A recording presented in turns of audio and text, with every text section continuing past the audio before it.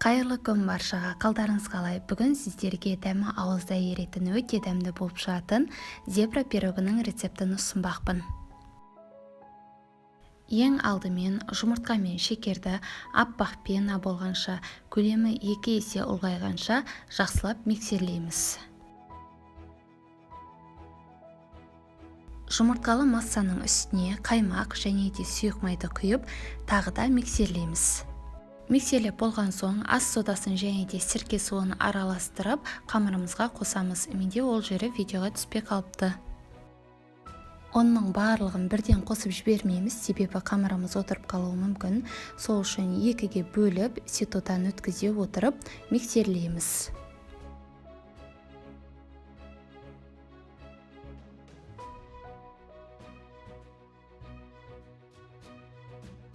Дайын болған қамырды теңдей екіге бөліп алып, бірінші ыдысқа 2 ас қасық ұн, екінші ыдысқа 2 ас қасық какао салып, тағы да жақсылап миксерлейміз.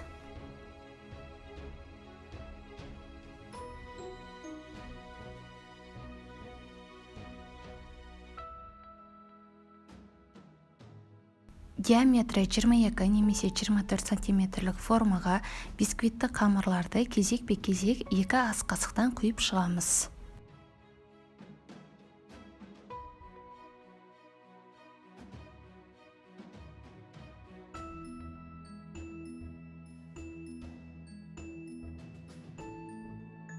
Барлығын құйып болғаннан кейін шпажканың көмегімен видеода көрсетілгендей етіп пирогымызды әсемдесек болады. Қызып тұрған пеште 180 градуста 30-40 минут шамасында пісіріп аламыз. Біздің пирогымыз дайын болды. Міндетті түрде жасап көріңіздер. Бұл пирогты кез келген адам жасай алады. Дәмі өте керемет болып шығады. Міндетті түрде суытып барып кесіңіздер. Сіздермен болған Ұлжан Атабайқызы. Видеоны соңына дейін көргендеріңіз үшін алғыс білдіремін.